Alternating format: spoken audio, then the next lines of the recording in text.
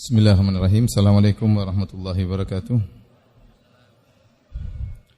Alhamdulillahi ala ihsanihi wa syukru lahu ala taufiqihi wa amtinani wa asyhadu an la ilaha illallah wahdahu la syarika lahu ta'ziman li sya'nihi wa asyhadu anna Muhammadan abduhu wa rasuluhu da'ila ridwani. Allahumma salli alaihi wa ala alihi wa ashabi wa ikhwani. Kita lanjutkan pembahasan kita dari Sahih Al-Bukhari.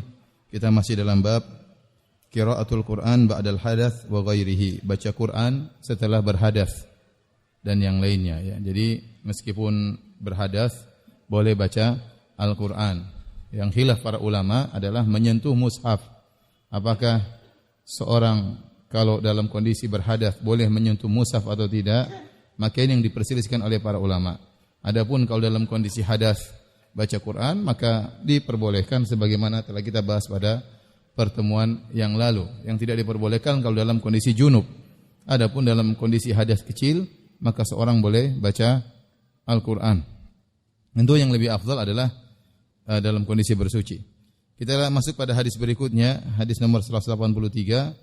Qala haddatsana Ismail, qala haddatsani Malik an Makhramah bin Sulaiman an Quraib maula Ibn Abbas anna Abdullah bin Abbas radhiyallahu anhuma akhbarahu, bahwasanya Ibnu Abbas radhiyallahu anhuma mengabarkan kepada Quraib annahu bata lailatan inda Maimunah zaujin Nabi sallallahu alaihi wasallam wa hiya khalatuhu, bahwasanya Ibnu Abbas tidur bermalam di rumahnya Maimunah, istri Nabi sallallahu alaihi wasallam. Dan Maimunah itu adalah bibinya Ibnu Abbas. Ya, khalatuhu berarti Maimunah itu saudarinya ibunya Ibnu Abbas. Kemudian kata Ibnu Abbas, dan Ibnu Abbas masih kecil, fattaja'tu fi ardil wisadah wa taja'a Rasulullah sallallahu wa ahlu fi tuliha. Jadi di tempat tidur Nabi sallallahu alaihi wasallam, misalnya ini tempat tidur, Nabi tidur di bagian panjangnya sama Maimunah, Ibnu Abbas di bagian pinggirnya. Paham? Jadi Nabi begini atau sebaliknya, Nabi sallallahu alaihi wasallam Ibnu Abbas sebelah sini. Jadi Ibnu Abbas sebelah yang lebarnya, adapun Nabi dan Maimunah di sebelah bagian apa? Panjangnya, ya. Kemudian beliau berkata, fanama Rasulullah sallallahu alaihi wasallam hatta idza intasafa al-lail aw qablahu biqalil aw ba'dahu biqalil istaiqadha Rasulullah sallallahu alaihi wasallam. Maka Nabi sallallahu alaihi wasallam tidur. Ini menunjukkan Nabi tidur di awal malam. Tatkala tiba tengah malam atau sebelum tengah malam, sedikit sebelum tengah malam atau sedikit setelah tengah malam, maka beliau pun bangun, Rasulullah sallallahu alaihi wasallam. Ini dalil bahwasanya Nabi sallallahu alaihi wasallam ya salat malam tatkala di sekitar tengah malam, Karena Nabi setelah salat malam beliau tidur kembali. Itu lebih baik. Yang paling afdal dalam salat malam adalah bangun di tengah malam, kemudian salat, kemudian tidur kembali, kemudian bangun di waktu subuh. Ya.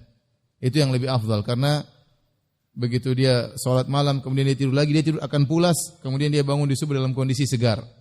Tetapi kalau orang misalnya bangun jam 3:30 atau jam 3, kemudian dia salat malam lanjut sampai subuh, biasanya waktu subuh dia sangat ngantuk, ya. Dia sangat ngantuk. Tetapi dua-duanya diperbolehkan. Tetapi Nabi SAW di antara kebiasaan beliau adalah bangun di tengah malam, kemudian salat, kemudian tidur lagi, kemudian bangun lagi, ya. Kemudian Rasulullah SAW bangun, fajalasa yamsahu nauma an wajhihi biyadihi. Kemudian Rasulullah SAW mengusapkan wajahnya di tangannya, di wajahnya.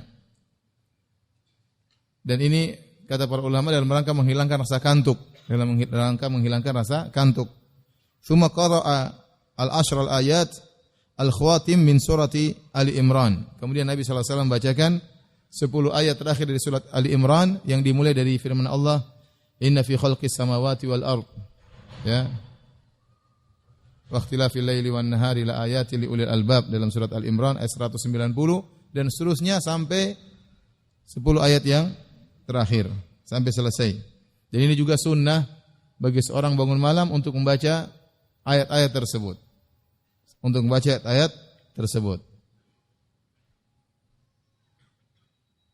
Tsumma qama ila shannin mu'allaqatin. Kemudian Nabi pergi ke sebuah khirbah. Khirbah itu adalah tempat air yang terbuat dari kulit.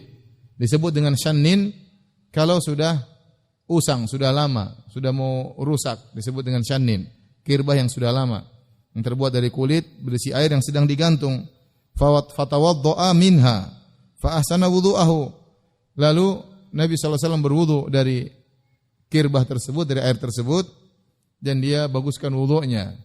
Kata para ulama yang dalil, kirbah itu biasanya tempat air minum, digantungkan sehingga mudah untuk apa? Minum, ya. Ini dalil kata sebagian ulama bahwasanya boleh berwudu dengan air minum. Kalau memang air minum tersebut banyak dan contoh seperti boleh berwudu dengan air zam-zam. Kalau air zam-zam itu berlimpah ruah, tidak mengapa berwudu dengan air zam-zam. Ya.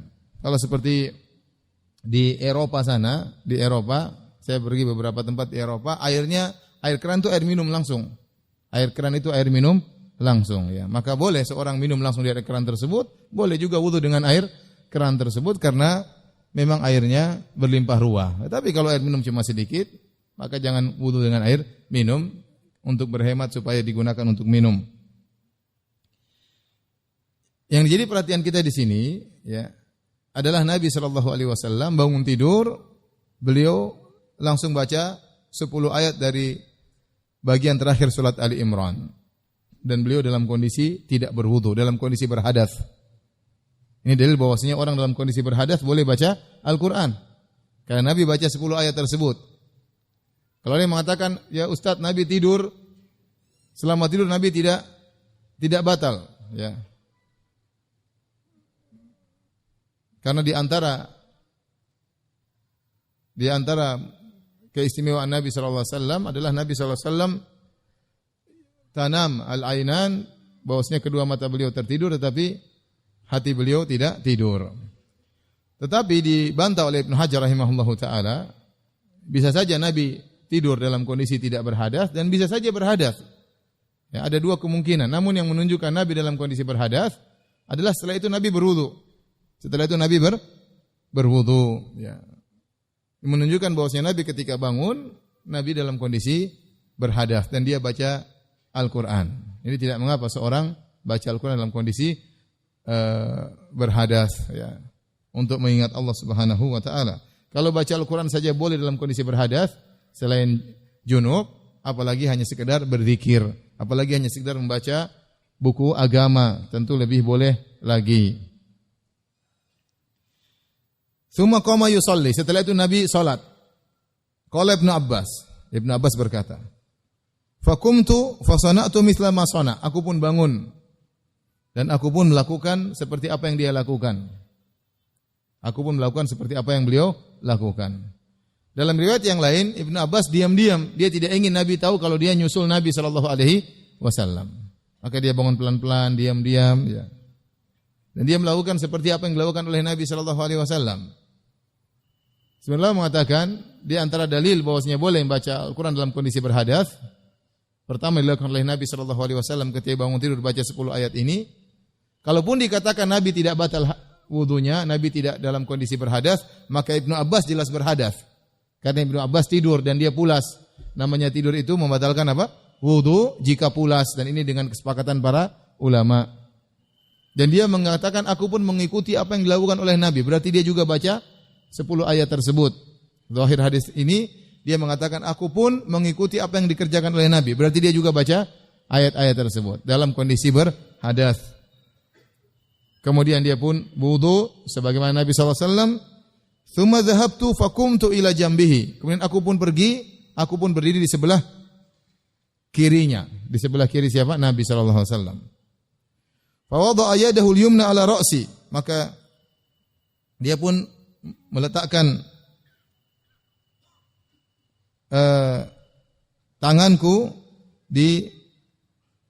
meletakkan tangan beliau di atas kepalaku. Wa akhadha bi udhunil yumna, kemudian dia memegang telingaku sebagian kanan. Yaftiluha, dia bikin gini dikit. Tidak dijewer, enggak ya, cuma diputar dikit, ya. Yaitu disuruh pindah ke sebelah apa? Kanan. Disuruh pindah sebelah kanan. Fa shalla rak'ataini, maka Nabi pun salat 2 rakaat. Ibnu Abbas bermakmum kepada Nabi sallallahu alaihi wasallam. Kemudian salam. Tsumma rak'ataini, kemudian salat lagi 2 rakaat. Tsumma rak'ataini, berapa itu? 1 2 3. 2 rakaat yang ketiga. Tsumma rak'ataini, 2 rakaat yang keempat. Tsumma raka'ataini, 2 rakaat yang kelima. Tsumma raka'ataini, 2 rakaat yang keenam. Tsumma autara, kemudian 1 rakaat. Berapa rakaat totalnya? 13. Tsumma taja'a, kemudian beliau tidur lagi, berbaring lagi. Hatta atahul muadzin. Kemudian sampai datang muadzin, yaitu azan subuh. Faqama fa shalla raka'ataini khafifatain. Kemudian beliau bangun dan beliau tidak batal. Kemudian beliau salat 2 rakaat yang ringan, yaitu salat qabliyah subuh. Tsumma kharaja fa shalla subha. Kemudian dia pun keluar dari rumah menuju salat subuh. Hadirin dan hadirat yang dirahmati Allah Subhanahu wa taala, yang jadi fokus kita dalam hadis ini yaitu bolehnya membaca Al-Qur'an meskipun dalam kondisi berhadas, Jadi tidak mengapa. Yang saya katakan tadi yang diperselisihkan adalah apakah orang berhadas boleh memegang Al-Qur'an atau tidak, memegang mushaf atau tidak, itu yang diperselisihkan, ya. Dan ini juga dalil bahwasanya boleh salat malam berjamaah terkadang. Ya, tidak boleh dijadikan sebagai suatu ratibah, suatu yang rutinitas. Karena salat malam berjamaah rutinitas hanya dikerjakan di bulan Ramadan yang disebut dengan salat tarawih. Adapun selain di bulan Ramadan, boleh seorang salat berjamaah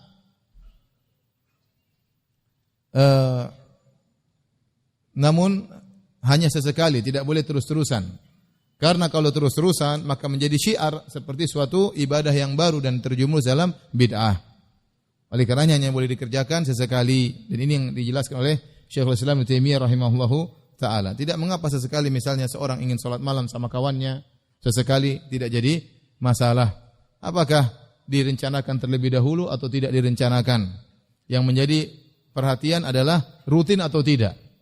Itu yang jadi perhatian. Bukan rencana atau tidak direncanakan, tapi menjadi perhatian rutin atau tidak. Karena kalau sudah jadi rutin, maka menjadi suatu sunnah yang baru yang mirip dengan disyariatkannya salat tarawih. Padahal salat berjamaah di malam hari hanya rutinitas, hanya dikerjakan setiap bulan Ramadan. Ya. Jadi sekali tidak mengapa misalnya seorang berkumpul ingin salat malam bareng-bareng, sekali enggak ada masalah. Atau dia bertamu di rumah kawannya kemudian ingin salat malam, maka tidak jadi masalah. Sebagaimana dijelaskan oleh Syekhul Islam Taimiyah rahimahullah dan dikuatkan oleh Syekh Utsaimin rahimahullahu taala.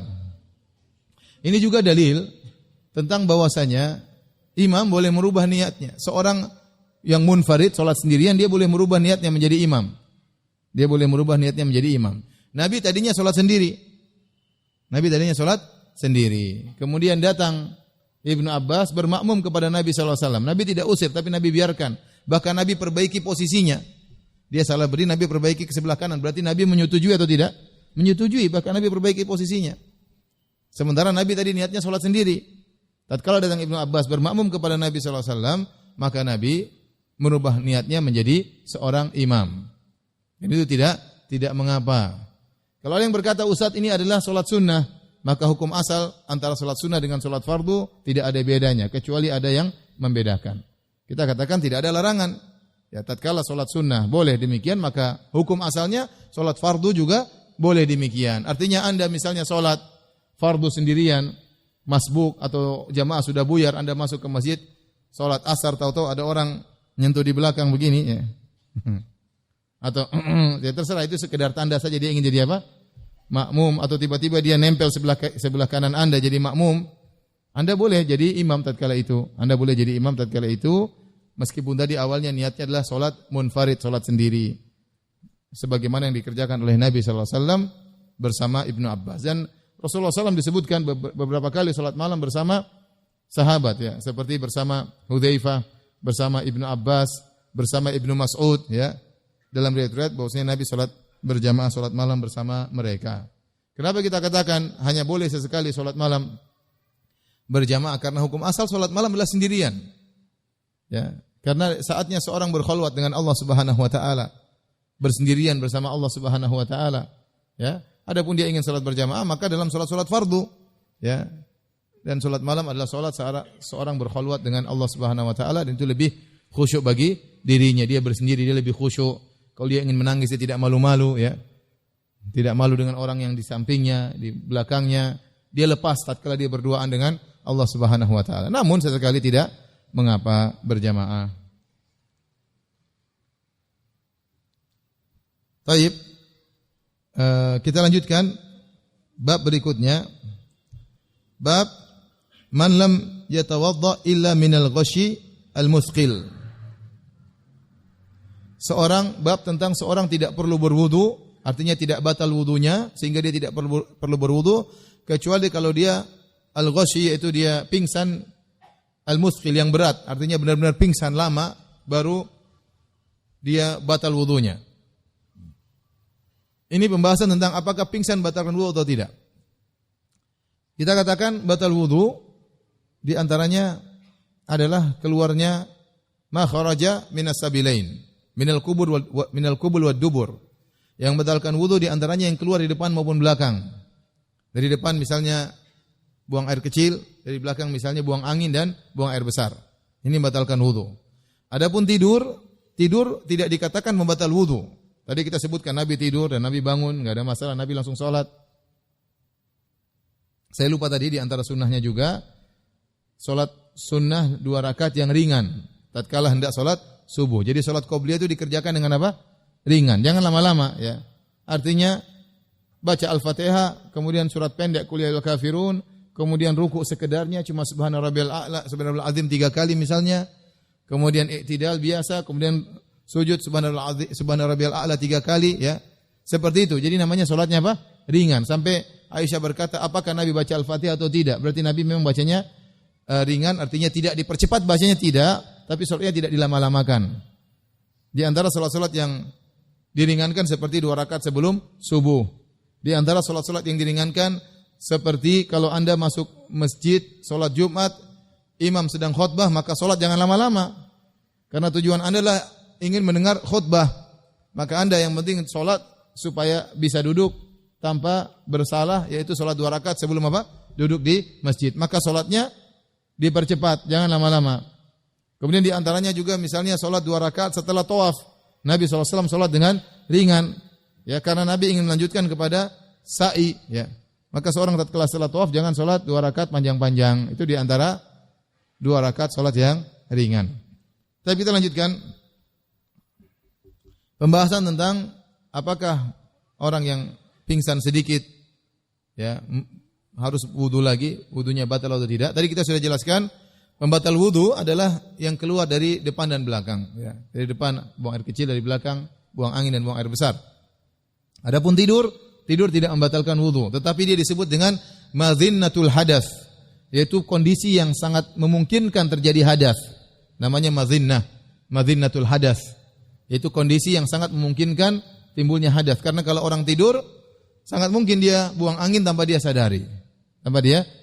Oleh karenanya Rasulullah SAW bersabda, Inna al-ainain wika'us sah, fa idza namatil ainan istatlaq as-sah, atau kama qala Nabi sallallahu alaihi wasallam ya. Kata Nabi sallallahu alaihi wasallam, sungguhnya 2 mata adalah pengikat dubur. Kalau 2 mata sudah tidur, maka ikatannya akan apa? Lepas. Atau istatlaqal wika ya. Ya, maka kalau 2 mata tidur, maka ikatan tersebut akan terlepas. Saya ulangi, al-aina, innal aina ini ya wika usah, fa idza namatil ainan istatlaq al-wika. Kalau 2 mata tidur, maka ikatan tersebut terlepas. Artinya kalau orang sudah tidur pulas, maka tatkala dia buang angin, dia tidak bisa tahan, dan tatkala terlepas dia tidak sadar. Kenapa? Dia sudah tidur. Adapun kalau dia sadar, dia bisa tahan. Anginnya harusnya keluar, enggak jadi keluar. Malah berhembus ke dalam bisa jadi. Hadirin hadirat yang Allah Subhanahu wa taala, sudah pernah kita singgung juga tatkala membahas tentang membatal wudu. Tidur bagaimanakah yang membatalkan wudu? Ada yang mengatakan ditinjau dari kondisi tidurnya. Kalau tidur dalam kondisi berdiri, tidak membatalkan. Dalam kondisi sujud, dalam kondisi ruku tidak batal, tapi kalau dalam kondisi duduk itu membatalkan wudu. Kita katakan yang rajih bahwasanya kalau dia benar-benar tidur sehingga dia lupa, dia benar-benar pulas sampai kalau ada sesuatu yang dia pegang jatuh tidak dia sadar, bahwasanya sesuatu tersebut jatuh, dia tidak sadar dari tidurnya, berarti itulah yang membatalkan wudu. Artinya kalau dia buang angin dia pun tidak sadar. Itulah tidur yang membatalkan wudu. Nah, dikiaskan dengan tidur adalah pingsan. Ya. Karena kalau tertidur saja membatalkan wudu, apalagi yang semacam itu seperti mabuk, ya. Seperti jadi dhahabul akal. Tidur itu hilangnya akal. Itu membatalkan wudu karena orang kalau buang angin dia tidak sadar. Maka demikian pula kalau orang gila, ya. Orang gila dia buang angin, dia BAB, dia tidak sadar, ya. Demikian juga orang yang pingsan. Pingsan juga kalau tidur saja membatalkan wudu, padahal masih ada sedikit kesadaran, apalagi pingsan yang benar-benar hilang total apa? Kesadaran. Maka orang pingsan itu wudunya batal. Tetapi tidak semua pingsan. Kalau hanya pingsan ringan, tidak sampai hilang sama sekali, baru awal-awal mau pingsan, maka itu belum batal wudu. Inilah yang dibawakan oleh Al-Imam Al-Bukhari hadis tentang masalah ini. Kita bacakan kata Al-Imam Abu Abdullah Al-Bukhari rahimahullahu taala, beliau berkata, qala haddatsana Ismail, qala haddatsani Malik an Hisham bin Urwah an imra'atihi Fatimah an jaddatiha Asma binti Abi Bakar. Jadi hadis ini diriwayatkan oleh Asma binti Abi Bakar, saudarinya Aisyah radhiyallahu taala anha. Annaha qalat, Asma berkata, ataitu Aisyah zaujan Nabi sallallahu alaihi wasallam hina khasafatis syams. Aku mendatangi Aisyah radhiyallahu anha, istri Nabi sallallahu alaihi wasallam tatkala terjadi gerhana matahari. Tatkala terjadi gerhana matahari. Ini terjadi sekali cuma di zaman Nabi sallallahu alaihi wasallam dan terjadi tatkala putra Nabi sallallahu alaihi wasallam Ibrahim meninggal dunia, ya. Sehingga orang mengkait-kaitkan, mereka mengatakan tidak mungkin terjadi gerhana matahari atau gerhana bulan kecuali karena bimauti azim atau biwiladati azim, karena lahirnya seorang yang hebat atau karena meninggalnya seorang yang hebat. Maka Nabi tidak menggunakan itu. Kalau Nabi itu tidak benar, tentunya Nabi menjadikan ini kesempatan untuk mengagung-agungkan anaknya. Justru Nabi jelaskan bahwasanya gerhana matahari atau gerhana bulan tidak ada hubungannya dengan lahirnya seorang atau matinya seseorang, ya. Itu hanya sekedar ayat dari Allah Subhanahu wa taala, tanda kebesaran Allah Subhanahu wa taala. Fa idzan nasu qiyamun yusallun. Kata Asma, tiba-tiba saya mendapati orang-orang sedang salat gerhana.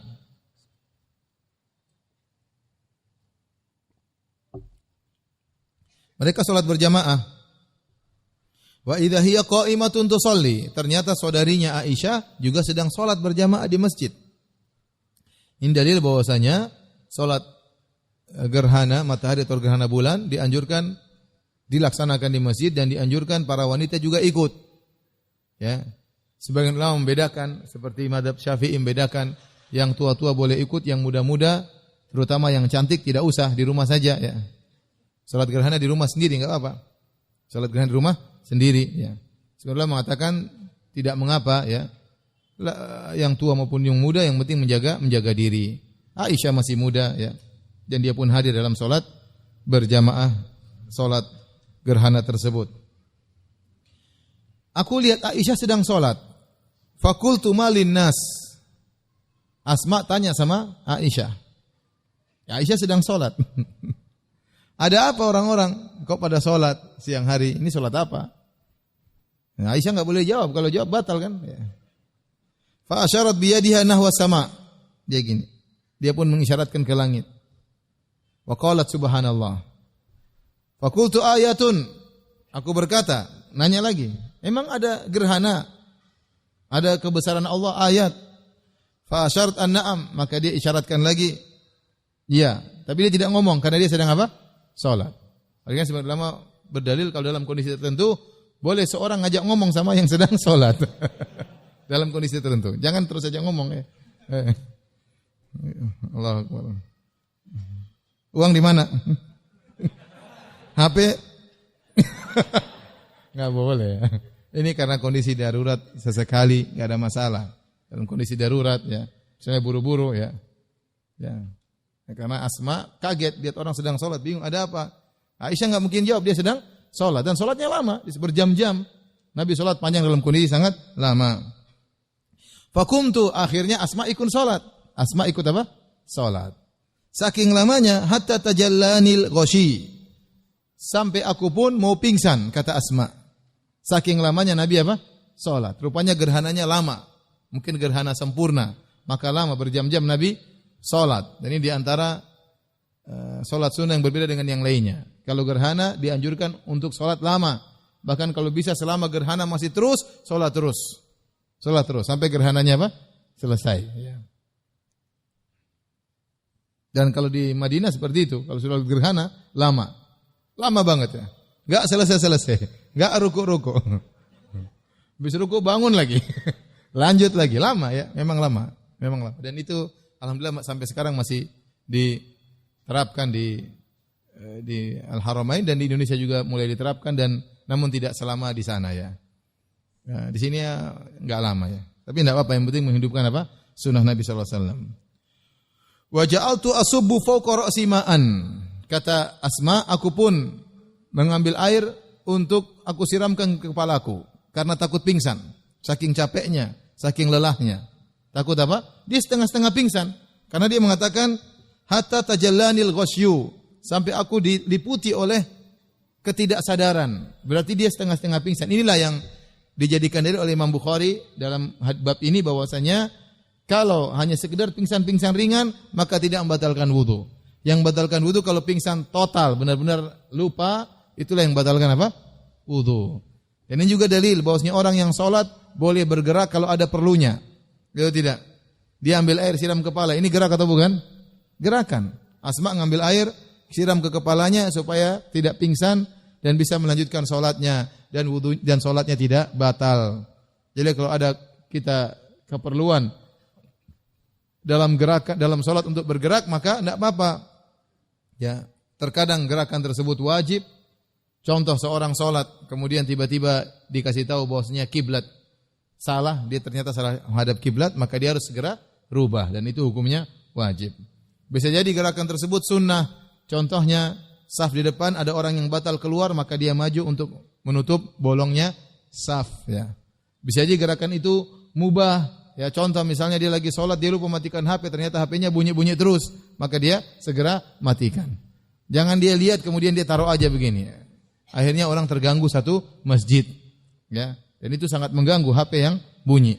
Ya, makanya kalau orang mau sholat, cek HP di silent atau di off-kan.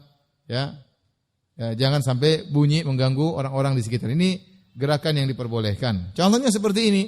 Karena dia takut dia pingsan, maka dia siram air di kepalanya agar tidak pingsan. Ini gerakan yang diperbolehkan. Ya. Kemudian gerakan yang makruh yang enggak ada, yang tidak ada manfaatnya.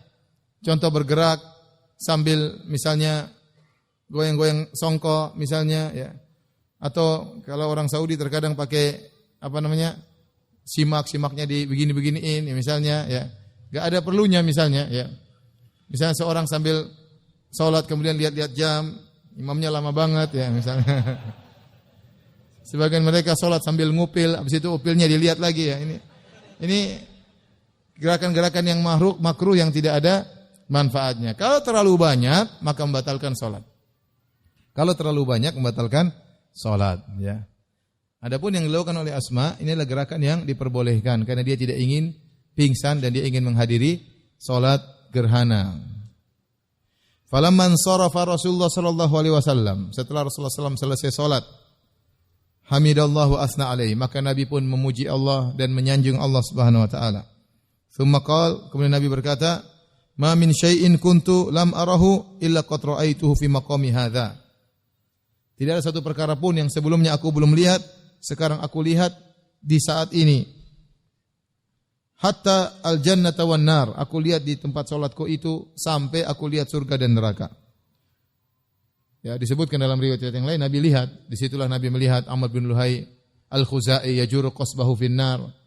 Amr bin Luhai al-Khuzai menggeret ususnya di neraka jahanam karena dia yang pertama kali mengkeramatkan onta dan kambing-kambing dan dia pertama kali membawa kesyirikan di Jazirah Al-Arab. Kemudian juga dia melihat imra'atun dakhalat imra'atun nar fi hirratin habasatha la hiya at'amatha wa la hiya tarakatha ta'kulu min khashashil ard. Beliau juga melihat seorang wanita yang masuk neraka gara-gara seekor kucing yang dia kekang, tidak dikasih makan sampai akhirnya mati ya. Tidak dilepaskan cari makan sendiri dan juga tidak dikasih makan. Dia juga melihat, Rasulullah juga melihat seorang yang tatkala dia di Mekah, dia lagi tawaf, dia mengambil barang-barang orang dengan tongkatnya ya. Kalau orang tidak tahu dia ambil, kalau orang ketahuan dia bilang kesangkut tongkatnya ya. Dia lihat, Rasulullah SAW melihat banyak kejadian. Rasulullah SAW juga melihat surga, Rasulullah SAW melihat neraka. Tatkala Rasulullah salat berjam-jam tersebut. Kemudian Nabi berkata, "Walaqad uhiya ilayya," dan telah diwahyukan kepadaku, "annakum tuftanuna fil kubur mithla au qariban min fitnati dajjal." Telah diwahyukan kepadaku bahwasanya kalian itu akan mendapat fitnah. Fitnah artinya adalah ujian. Artinya adalah ujian. Fitnah kubur artinya pertanyaan mungkar dan nakir.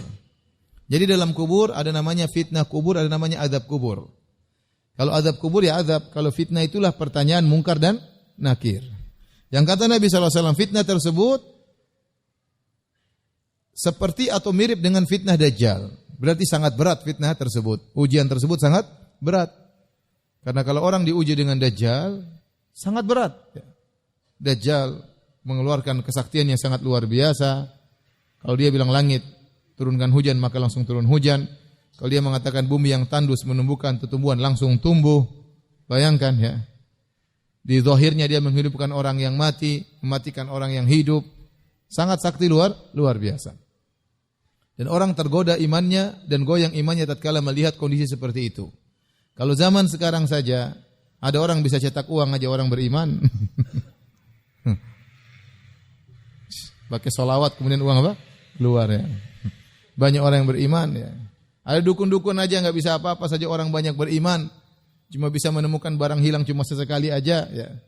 Cuma bisa melet-melet dikit, cuma bisa santet-santet dikit, orang sudah banyak yang percaya ya. Kalau zaman sekarang saja ada wali-wali gila orang percaya. Ya benar. Dianggap wali padahal dia gila, apalagi kalau muncul Dajjal. Berarti fitnah Dajjal itu fitnah yang sangat berat, yang menggoyangkan iman seseorang. Oleh karenanya banyak yang terkena fitnah Dajjal para wanita yang iman mereka tidak kuat. Mereka melihat kesaktian luar biasa langsung goyang iman mereka.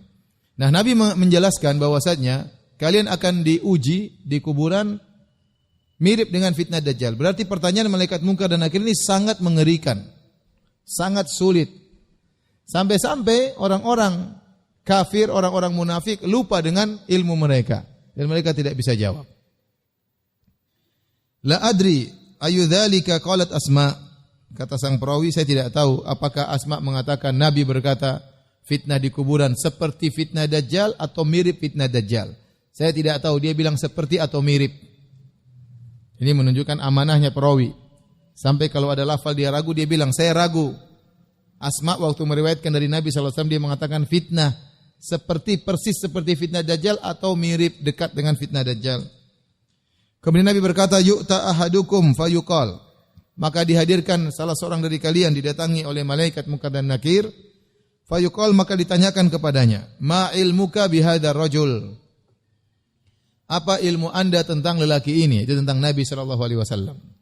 Fa ammal mu'min awil muqin la adri ayya dzalika qalat Asma. Adapun seorang yang beriman atau yang yakin, kata sang perawi, saya tidak tahu Asma binti Abu Bakar mengucapkan lafal yang mana, mukmin atau yakin. Fa yaqulu huwa Muhammadun Rasulullah. Maka orang mukmin dengan mudah menjawab, orang tersebut adalah Muhammad utusan Allah.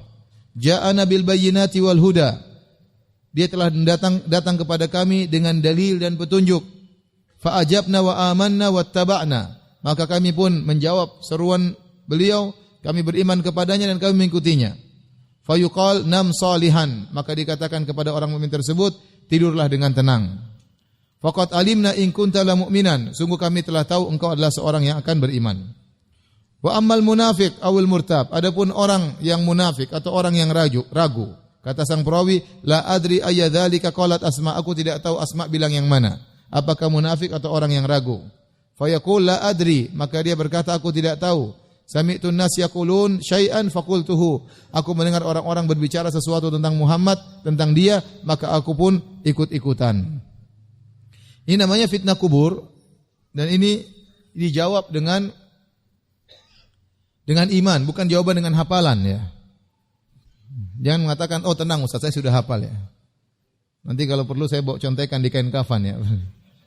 Karena ini jawaban bukan dengan hafalan. Orang-orang kafir kenal siapa Muhammad SAW. Anda tanya orang kafir sekarang, siapa nabinya umat Islam? Pasti mereka bilang siapa? Muhammad. Apalagi orang-orang munafik yang tinggal bersama Nabi. Di zaman Nabi SAW kenal betul siapa Muhammad. Abdullah bin Ubay bin Salul kenal betul siapa Muhammad sallallahu alaihi wasallam. Mereka salat bersama Nabi, mereka jihad bersama Nabi, mereka terkadang bersedekah, tapi mereka munafik. Jadi secara pengetahuan mereka kenal betul siapa Muhammad. Tetapi tatkala datang malaikat mungkar dan nakir yang dalam hadis disebutkan aswadani azraqan, berwarna hitam dan biru, mengerikan. Maka itu membuat mereka lupa dengan apa yang sudah mereka ketahui. Sehingga mereka berkata, sami'tu nas yaqulun. Aku mendengar orang-orang mengatakan dan aku ikuti, namun dia tidak tahu apa yang dia ucapkan. Dan ini adalah penderitaan tatkala seorang sebenarnya dia tahu jawabannya tapi dilupakan oleh Allah Subhanahu wa taala. Sementara malaikat siap memukulnya, siap menghajarnya. Sehingga orang munafik dan orang kafir tidak bisa menjawab pertanyaan malaikat mungkar dan nakir. Adapun orang beriman maka mudah menjawabnya. Kata Allah, yusabbitullahu alladhina amanu bil qawli tsabiti fil hayatid dunya fil akhirah. Allah mengkokohkan perkataan orang-orang yang beriman di dunia maupun di akhirat, di antaranya ketika ditanya di alam barzakh. Intinya ini dalil bahwasanya kalau hanya sekedar pingsan ringan selama masih ada kesadaran maka itu tidak membatalkan wudu. Baik, kita lanjutkan bab mashur rasi kullihi. Al-Imam Al-Bukhari berkata, bab tentang mengusap kepala seluruhnya, bukan sebagiannya, seluruhnya. Ini Imam Al-Bukhari ini secara umum orang mengatakan beliau bermadzhab Syafi'i. Ya. Tetapi pada hakikatnya beliau tidak fanatik. Oleh karenanya beliau sering menyelisih madzhab Syafi'i rahimahullahu taala. Dan itu yang diajarkan oleh Imam Syafi'i. Imam Syafi'i melarang orang untuk bertaklid kepada beliau. Oleh karenanya imamnya, muridnya langsung Al-Muzani. Ya, rahimahullah yang punya kitab fikih Mukhtasar Al-Muzani yang dia merangkum dari pengajian-pengajian Imam Syafi'i bersama dengan kitab Al-Jadi tidak benar Mukhtasar Al-Muzani adalah ringkasan dari Al-Um, tetapi dia adalah ringkasan dari ilmu yang dia dapatkan dari kitab Al-Um dan juga dari pengajian langsung dari Imam Syafi'i. Itu pun dalam kitab Al-Mukhtasar dia sering menyelisih Imam Syafi'i rahimahullahu taala. Dia mengatakan adapun saya berkata demikian. Jadi dia tidak fanatik kepada Imam Syafi'i. Kemudian muncul zaman orang sekarang mengatakan Anda harus bermazhab, harus, kalau tidak maka tidak sah agamanya atau tidak benar agamanya. Bahkan ada yang mengatakan kalau salat harus mazhabnya Syafi'i, wudunya harus Syafi'i, salatnya harus Syafi'i, pembatal wudu juga harus Syafi'i, gerakannya juga harus mazhab Syafi'i. Yang Imam Syafi'i tidak pernah mengajarkan demikian. Bermazhab itu baik, bahkan penting agar orang mudah belajar agama. Tetapi jangan sampai menjadi taklid buta. Oleh karenanya sebagian ulama berpindah mazhab. Contoh Ibnu Daqiq al-Aid. Ibnu Daqiq al-Aid ya. Beliau punya syarah Arba'in Nawawiyah dan beliau juga punya syarah Umdatul Ahkam, Ihkamul Ahkam. Beliau secara umum bermadzhab Syafi'i, tapi sebelumnya beliau bermadzhab Maliki. Sebelumnya beliau bermadzhab Maliki, kemudian beliau pindah kepada madzhab Syafi'i. Tetapi kalau kita lihat syarahnya, beliau sangat tidak fanatik dengan Imam Syafi'i. Bahkan terkadang beliau benar-benar menyelisihi Imam Syafi'i. Ya. Jadi bisa saja seorang berpindah madzhab, namun tidak harus seluruhnya seperti itu ya. Ya, yang penting madzhab itu adalah metode untuk belajar.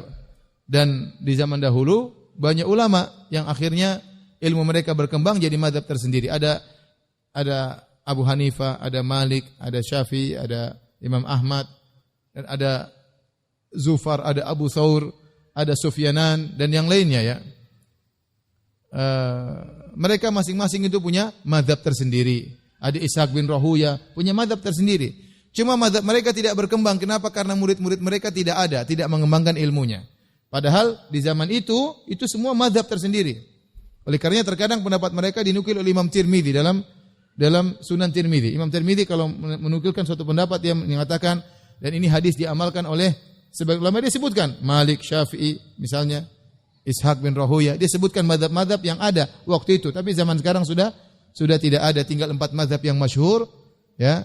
Namun mereka tidak pernah mengajarkan taklid sama sekali ya. Oleh karenanya Imam Syafi'i yang pernah belajar kepada Imam Malik tidak taklid sama Imam Malik. Bahkan Imam Syafi'i akhirnya punya mazhab sendiri namanya mazhab Syafi'i. Imam Ahmad yang belajar kepada Imam Syafi'i juga tidak taklid kepada Imam Syafi'i. Akhirnya punya mazhab tersendiri namanya mazhab Hambali. Paham? Maka tidak benar kalau seorang mengatakan harus ikut mazhab, itu tidak harus. Karena imam-imam tersebut mereka juga tidak pernah mengharuskan demikian. Tetapi juga tidak boleh mengingkari adanya mazhab. Mazhab itu penting. Mazhab itulah seperti madrasah, sekolah. Kita belajar agama. Ada orang belajar agama melalui mazhab Syafi'i, belajar fikih enggak ada masalah. Ada orang belajar fikih melalui mazhab Hambali, enggak ada masalah. Yang dilarang cuma apa? Taklid. Jangan apa? Taklid. Oleh karenanya ulama di Arab Saudi rata-rata bermazhab Hambali. Ibn Utsaimin bermazhab Hambali, Syekh bin Baz bermazhab Hambali. Tapi mereka tidak taklid. Betapa sering Syekh Utsaimin menyelisih mazhab Hambali. Betapa sering Syekh Utsaimin menyelisih mazhab Hambali. Maka saya katakan, kalau dikatakan bahwasanya Imam Al-Bukhari bermazhab Syafi'i, mungkin demikian. Tetapi kenyataannya beliau tidak selalu sesuai dengan mazhab Syafi'i. Di antaranya contohnya ini. Kalau dikatakan fikih Imam Bukhari pada judul babnya. Dan dia mengatakan bab masir ra'si kullihi. Dia mengatakan bahwasanya kalau mengusap kepala seluruhnya. Dan ini adalah mazhab Maliki dan mazhab Hambali. Harus mengusap kepala seluruhnya tatkala berwudu. Tidak boleh sebagiannya. Kalau sebagiannya maka tidak sah. Ini mazhab Hambali sama mazhab apa? Maliki. Adapun mazhab Hanafi maka paling tidak 1/4 kepala terusap. Adapun mazhab Syafi'i sedikit saja sudah enggak ada masalah. Begini sudah cukup ya. Tatkala usap selesai, cukup. Itu mazhab, itu pendapat ya. Pendapat ya. Semuanya masing-masing punya dalil, tapi sudah saya sampaikan pada pertemuan lalu, semua sepakat yang terbaik adalah mengusap seluruhnya. Namun kalau tidak mengusap seluruhnya, apa hukumnya? Maka ada khilaf. Menurut mazhab Hambali dan Maliki tidak sah wudunya. Menurut mazhab Abu Hanifah kalau 1/4 kepala baru sah. Kurang dari 1/4 tidak sah wudunya. Menurut mazhab Syafi'i sedikit saja sudah apa? Sah. Taib, liqaulillahi ta'ala, kata Imam Al-Bukhari berdasarkan firman Allah Subhanahu wa taala, wamsahu bi ru'usikum. Dan usapkanlah, ada ba di situ, bi ru'usikum. Qala Ibnu Al-Musayyib, al-mar'atu bi manzilati ar-rajul tamsahu ala ra'siha. Kata Ibnu Al-Musayyib, seorang wanita hukumnya sama dengan lelaki, maka dia pun mengusap kepalanya ya. Jadi nanti akan kita baca dalam hadis sunnahnya seorang mengusap kepala demikian seluruhnya. Ya. Wanita juga demikian, hukumnya sama dengan lelaki ya. Sebagian wanita mengatakan, Ustaz kalau kita tarik ke belakang enggak apa-apa, tapi kalau kita balik gini rambut amburadul Ustaz. Ya udah kalau begini agak ditekan, tapi kalau begini agak longgar sehingga rambut tidak terlalu apa? Begini pun sah, enggak ada masalah karena sudah mengusap seluruhnya. Tapi sunahnya dibalikkan lagi ya. Tapi kalau perempuan takut rambutnya terbongkar maka cukup sebagian saja, di agak longgar, yang penting tersentuh. Kemudian yang diusap cuma bagian kepala ya. Nanti akan kita sebutkan di sini cuma bagian kepala. Adapun rambut yang turun seterusnya tidak perlu ya. Jadi kalau ada orang rambutnya panjang jangan dia enggak perlu. Cukup sampai di kepala saja, balik sini. Meskipun rambutnya gondrong dan panjang ya. Karena yang diusap kepala bukan rambutnya. Ya, kalau rambutnya sampai di bokongnya, ada orang bokongnya sampai di rambutnya. Panjang ya, enggak perlu. Itu merepotkan. Yang cukup penting adalah apa?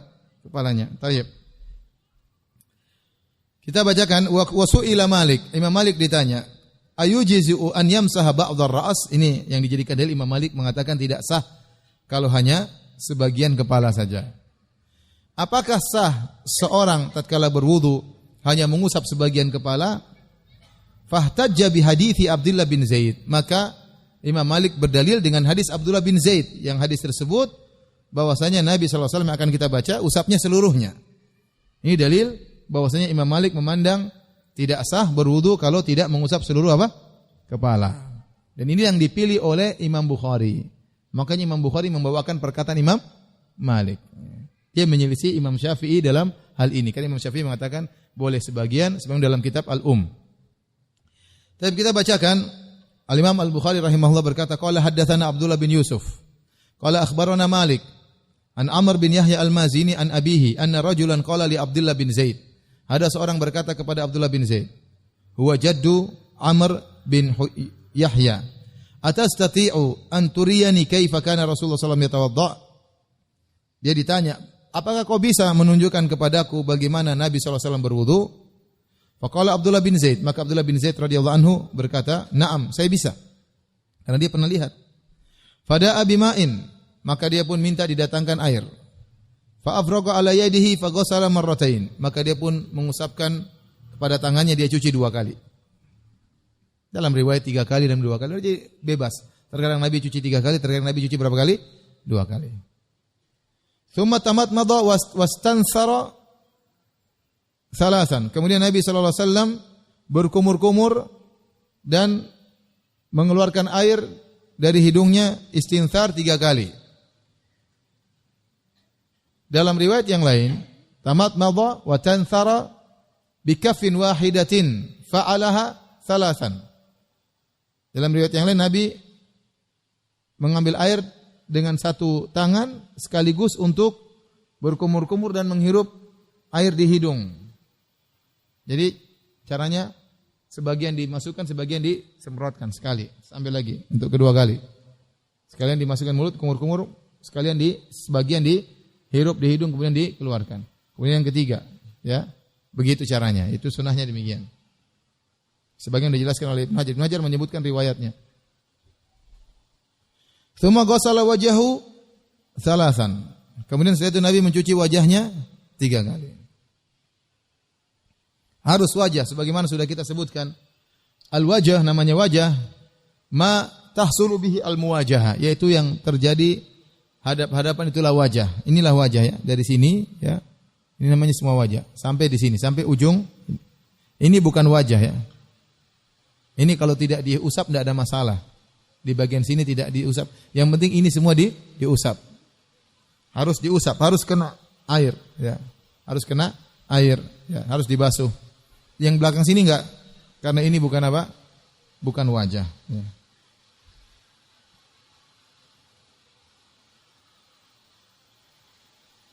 Oleh karenanya wanita pun auratnya yang boleh dibuka wajahnya ya. Wajahnya bukan aurat sebagian dalam hadis, kecuali wajah dan 2 telapak tangan. Berarti ininya enggak boleh kelihatan. Kalau orang pakai jilbab jangan di sini ya, tapi di sini. Ya, di sini. Jangan begini ya. Begini kalau bisa, karena ini yang ini termasuk apa? Aurat. Baik.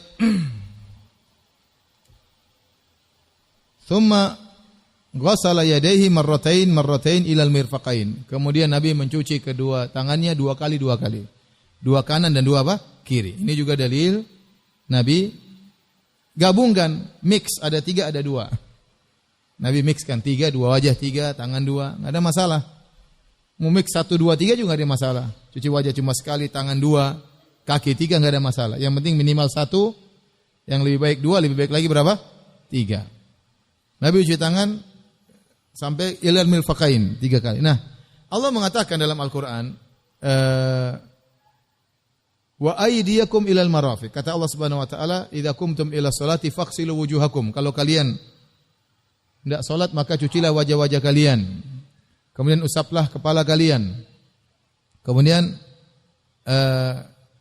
tangan-tangan tangan wajah kalian, kemudian apa? Tangan kalian. Wa aydiyakum ilal marafiq.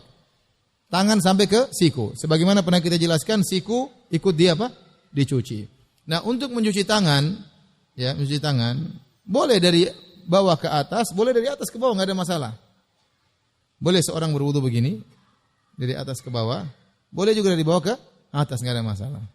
Karena perkataan Allah ilal marafiq, sampai kepada siku, itu bukan berarti permulaannya dari ujung jari ke siku, bukan, tapi Allah kasih batasan, tangan yang dicuci itu sampai di sini.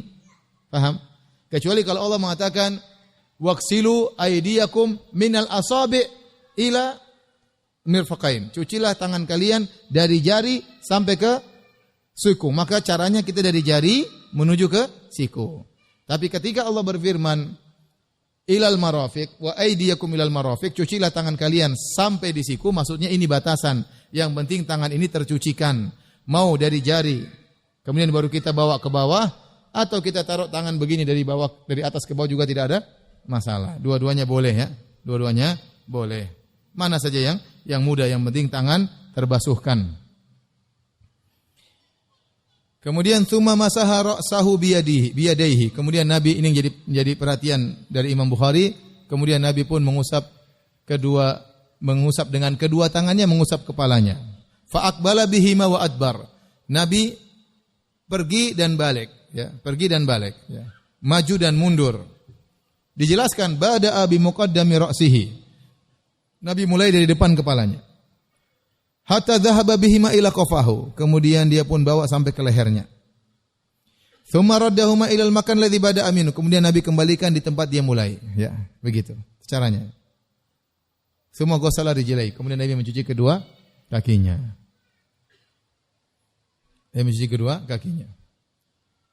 Ibnu Hajar rahimahullahu taala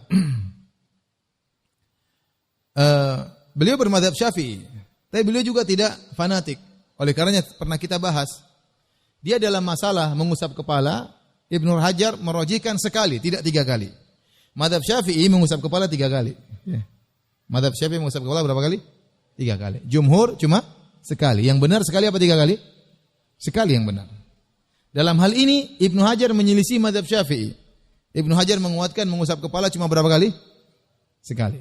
Tetapi dalam masalah boleh mengusap sebagian, Ibnu Hajar menguatkan pendapat Syafi'i. Bahwasanya boleh mengusap apa? Sebagian. Kenapa?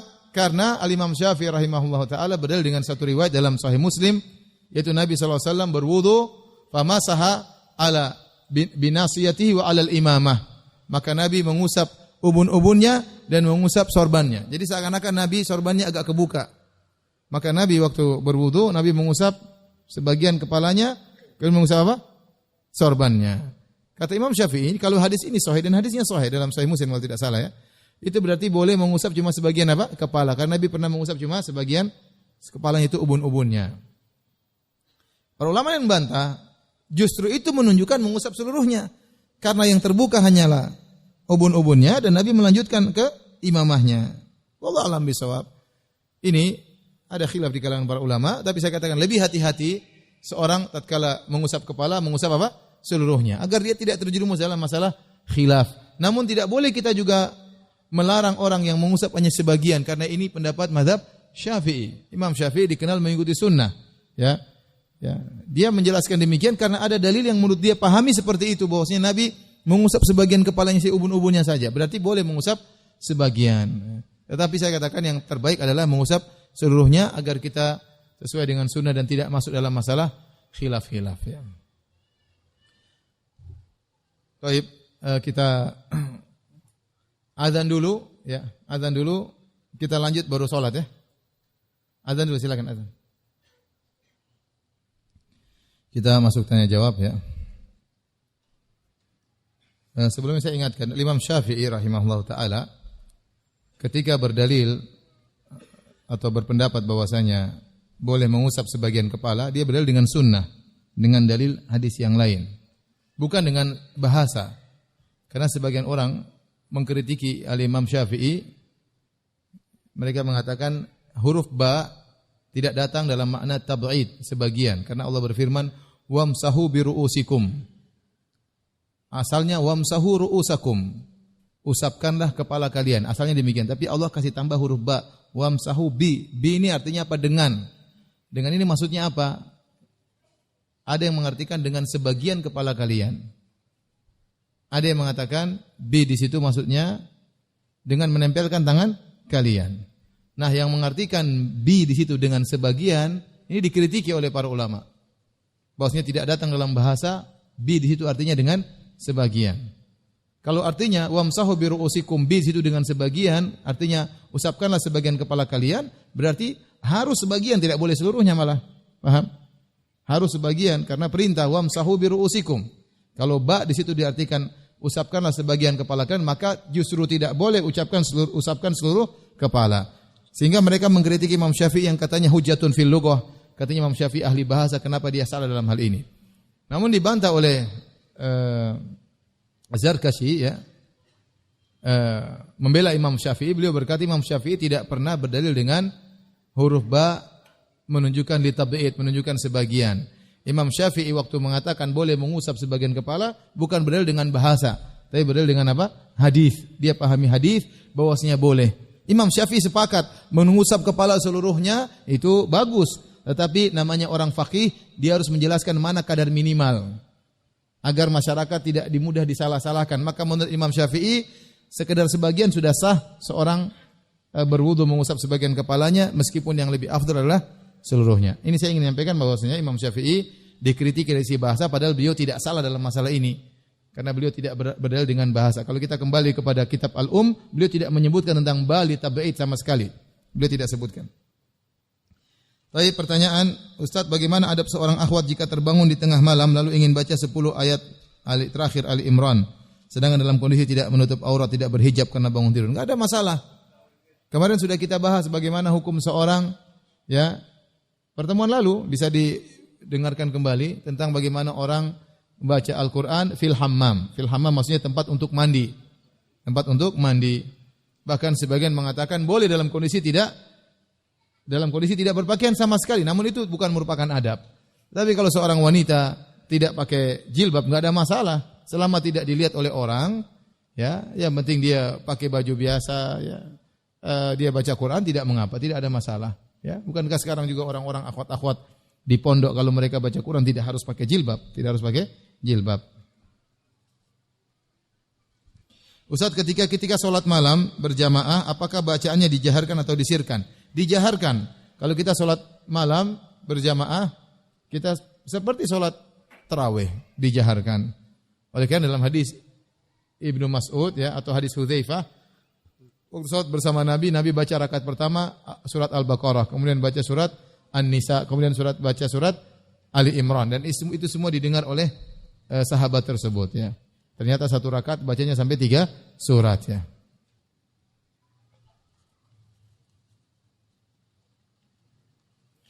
Di rumah saya toilet dan kamar mandi satu ruangan.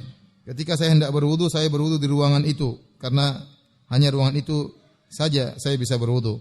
Sahkah wudu saya? Tidak ada masalah, wudu di mana saja. Di toilet juga tidak jadi masalah. Ustadz, kalau celana kepercik air kencing sedikit, namun kita tidak tahu ada najis atau tidak di celana kita, lalu apa yang harus kita lakukan? Lah kalau tahu kepercik air kencing ya pasti ternajisi. Kalau sudah tahu kepercik air kencing sedikit berarti sudah ternajisi. Ya udah ganti celananya ya. Kalau enggak cuci celananya, kalau kita lagi bertamu atau bermalam di rumah orang ya udah celananya kita gosok dengan air. Kita gosok dengan air meskipun masih basah enggak ada masalah. Ya, tidak harus kering karena sudah kita gosokkan. Jangan sholat tidak bercelana ya. Celananya kita gosok. Kalau pinjam sarung bilang celana saya kotor, pinjam sarung dari kawan. Ustaz, bolehkah berharap kepada Allah agar seorang dijadikan jodoh kita? Ya. Masya Allah. Kalau boleh tidak ada yang larang ya. Tidak ada hukumnya haram, enggak ada. Tetapi seorang berdoa kepada Allah, ya Allah berikan yang terbaik. Kita minta pilihan terbaik dari Allah Subhanahu wa taala. Kalau kita suka sama dia, kita bilang, ya Allah kalau dia baik bagiku mudahkanlah agar aku bisa menikah dengannya. Kalau dia tidak baik bagiku jauhkanlah aku dan berikanlah pilihan yang lain. Karena kita tidak tahu kebahagiaan kita pada siapa. Bisa jadi kita suka dengan seorang yang cantik atau seorang yang tampan, kita menyangka kita bahagia dengan dia, ternyata tidak bahagia. Kebahagiaan ya yang menentukan Allah Subhanahu wa taala. Tapi kalau kita berdoa supaya dia jadi jodoh kita, kalau itu baik enggak ada masalah ya. Enggak ada masalah. Jangan berdoa dengan maksa. Ya Allah, ya. Jadikanlah dia jodoh untukku ya Allah. Kalau ternyata dia tidak baik bagiku, jadikanlah dia baik untukku ya Allah. Itu namanya maksa ya. Pilihan Allah yang terbaik, pilihan Allah yang terbaik. Apakah orang kesurupan juga membatalkan wudu? Saya katakan kalau dia kesurupan dia masih sadar, jin ngomong dia juga sadar, jin sedang ngomong, berarti tidak batal. Tapi kalau dia benar-benar hilang ingatan, dia tidak tahu apa yang terjadi, benar-benar jin menguasai otaknya, maka batal. Ya. Karena dia dihukumi orang sedang kehilangan apa? Akal. Wallahu a'lam bishawab. Apakah waktu berwudu boleh berbicara atau ngobrol? Tidak ada larangan. Adapun hadis yang melarang, hadisnya semua lemah. Ya. Boleh berbicara sambil apa? Berwudu sambil berbicara. Namun asalnya kita tidak usah berbicara. Tapi kalau berbicara pun tidak mengapa. Ya. Kalau bicara pun tidak mengapa. Bagaimana kalau di saat sedang sholat kita menahan buang angin? Apakah sholatnya sah? Selama anginnya tidak berhembus, sah. Ya. Tetapi itu makruh hukumnya. Ya. Bahkan sebagian ulama mengatakan haram, tetapi sholat tetap apa? Sah. Ya. Demikian saja kajian kita. InsyaAllah kita lanjutkan pekan depan. Subhanakallah bihamdik. Asyhadu an la ilaha illa anta astaghfiruka wa atubu ilaik. Assalamualaikum warahmatullahi wabarakatuh.